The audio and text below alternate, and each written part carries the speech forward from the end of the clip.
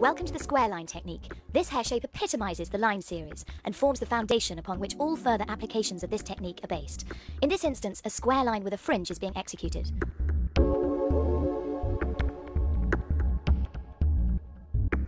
Prior to shampooing, a decision should be made on the finished hair length, with the emphasis on suitability for the wearer.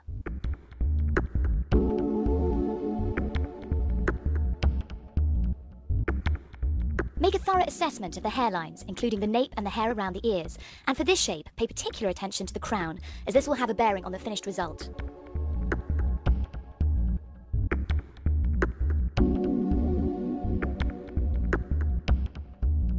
After checking hairline growth in this area, make a decision on the fringe length and shape. Once again, this will be determined by suitability. Having shampooed and conditioned the hair, determine the natural parting by combing the hair away from the face as shown and pushing gently forward. This will allow the hair to fall into its natural position. Notice how the hairline in front grows asymmetrically. To achieve the correct balance, this will have to be allowed for in the cut. If the crown has strong or difficult growth patterns, isolate this area in a triangle as shown. This will be dealt with at a later stage after the rest of the hair shape has been completed. Ensure now that the client is sitting upright with arms and legs uncrossed.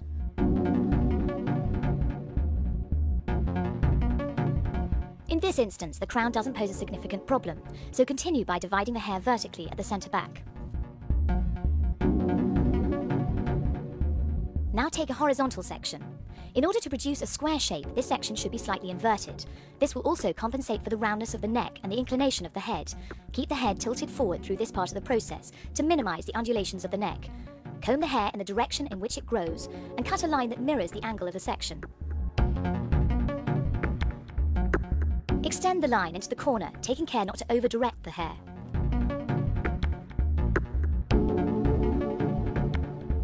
At this point, both sides of the back can be cut together, a method that would have the advantage of achieving an even balance. Alternatively, one side can be worked through in isolation. However, keeping the hair consistently damp, having an overview of the balance, and an even inclination of the head would be factors that should be considered. Secure the hair onto the skin with 1 or 2 fingers and cut a line parallel to the section. Now check the balance of the line on either side.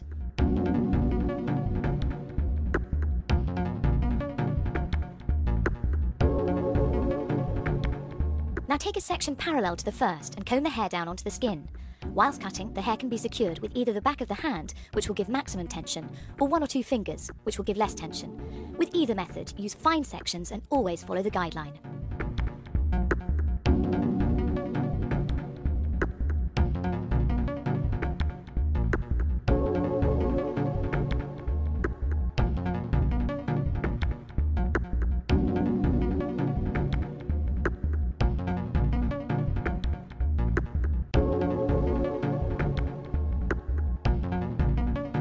Excess graduation can be removed by cutting the hair through the small teeth of the comb. This will produce the least amount of tension. In the case of a hairline with an extremely difficult growth pattern, there should be no tension at all. Now work through both sides until the occipital bone area is reached.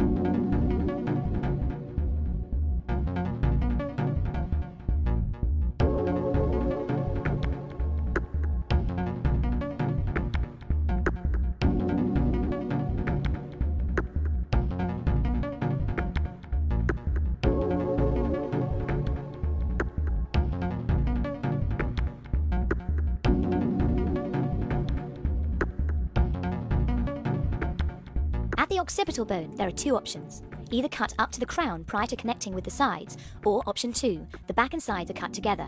However, this would require the head to be raised and lowered alternately, which may result in inconsistencies in the line. In this instance, option 1 has been selected. Work up to the crown now using less tension. As the sections progress, gradually bring the client's head into a slightly less tilted forward position.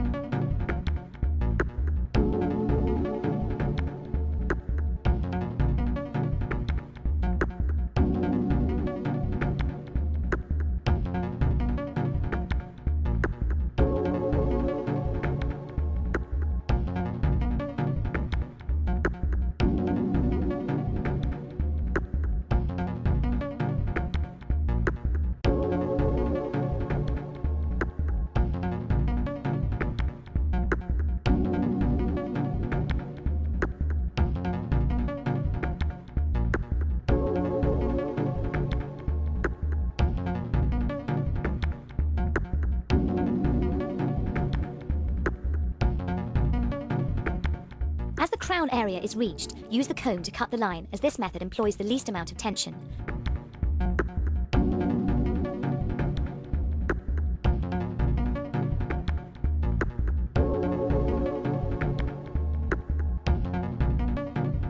Take care to divide the hair correctly around the ears.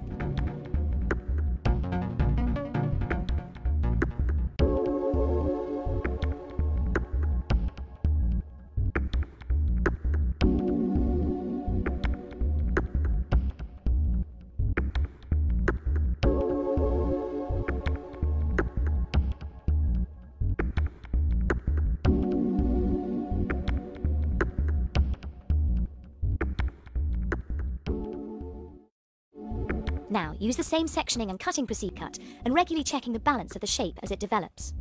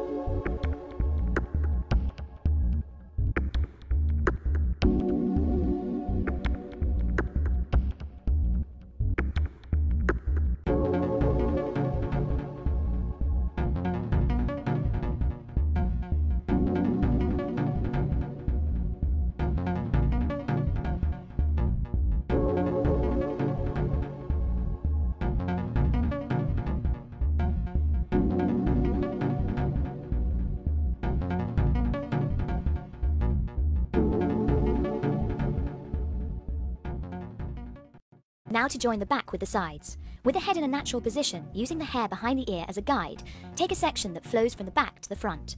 Ensure that the first section contains sufficient hair to give definition to the line. Always check behind the ears for loose ends. Compensation for the protrusion of the ear is essential for the success of the finished result. Lightly pressing the hair above the ears will allow extra length to maintain the strength of the line. Here, the hair is being held gently in the comb with no tension. To enable more control, tilt the head away whilst the line is being cut. Subsequent sections are now taken parallel and the same cutting method employed. There are several ways to allow for the ears, although tapping the hair above the ear is common to all techniques. Holding the hair in the comb, as shown here, puts the least amount of tension on the hair. Holding the hair in the comb and over-directing back will give slightly more graduation, and holding the hair onto the skin with the fingers or the back of the hand will put the most tension on the hair.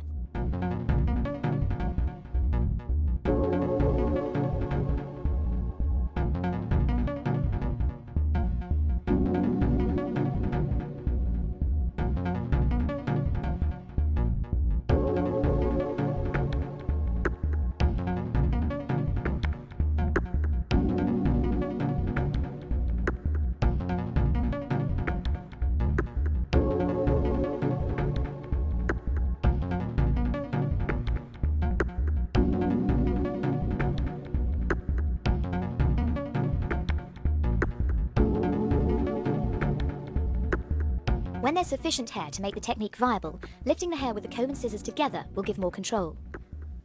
Now continue to the original parting.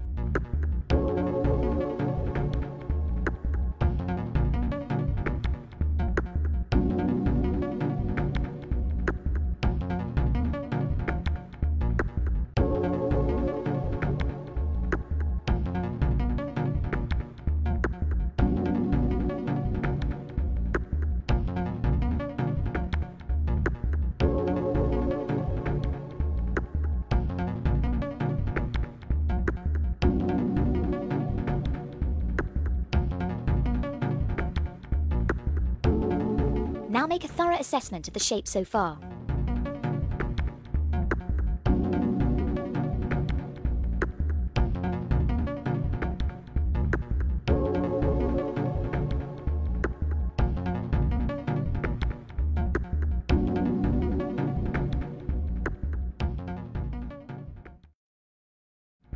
Now use the same sectioning and cutting procedure as for the first side.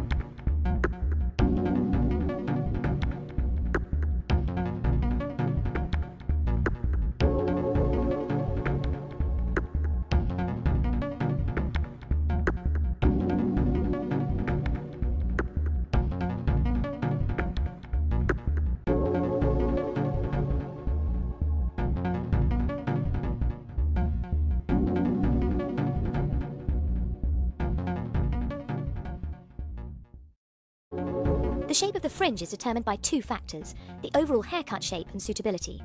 In this instance, a square fringe has been chosen. Take a horizontal section, comb the hair down, and with minimal tension, cut a line to the desired length and width required. The cutting line mirrors the angle of the sections.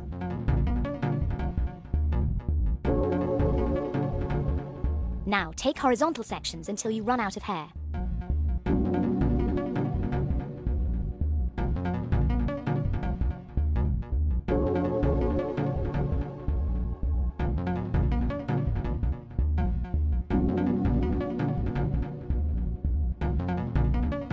Because of the density of the hair, sectioning has been reduced to a minimum.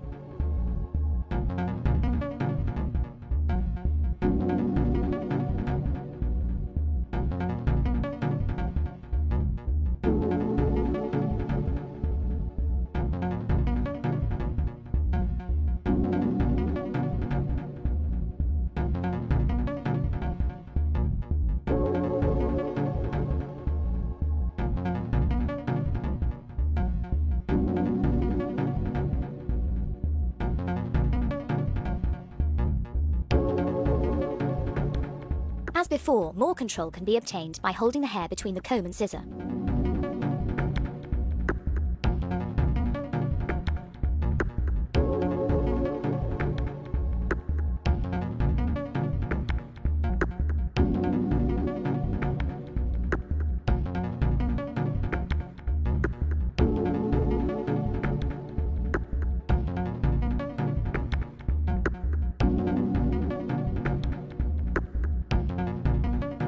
There are various methods of sectioning off a fringe. In most cases, two vertical lines drawn up from the temple hairlines to the parting will define a triangle. Tuck the hair around the ears whilst working. Make a thorough check to ensure that the division between the fringe and the side is clean.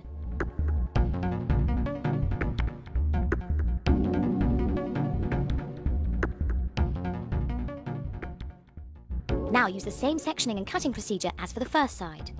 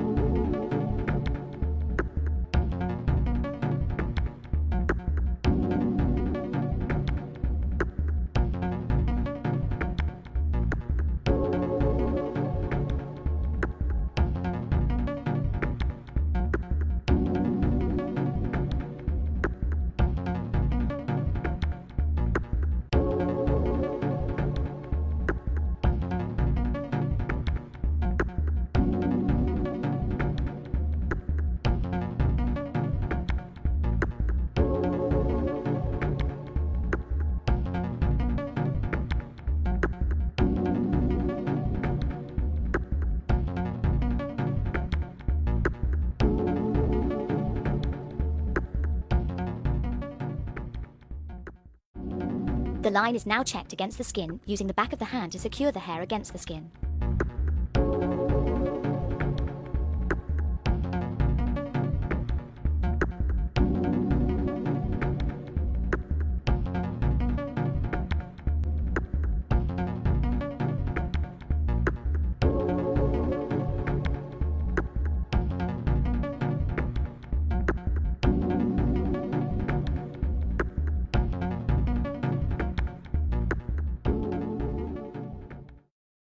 Prepare the blow dry by damping the hair with a suitable finishing product and combing into place.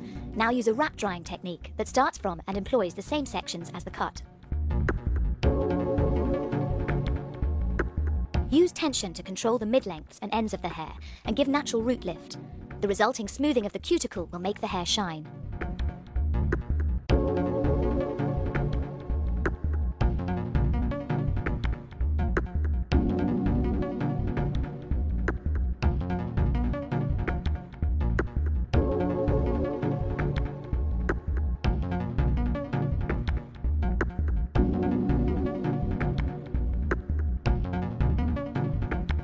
Using both hands will ensure that the hair has the same finish on both sides.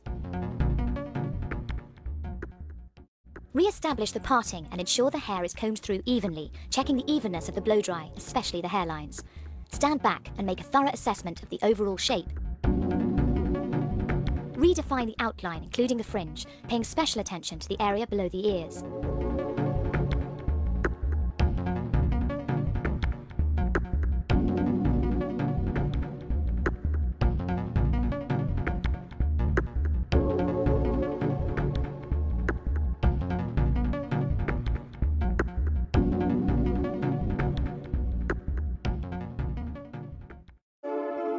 Here is the finished result, a timeless classic that epitomizes healthy, shiny hair.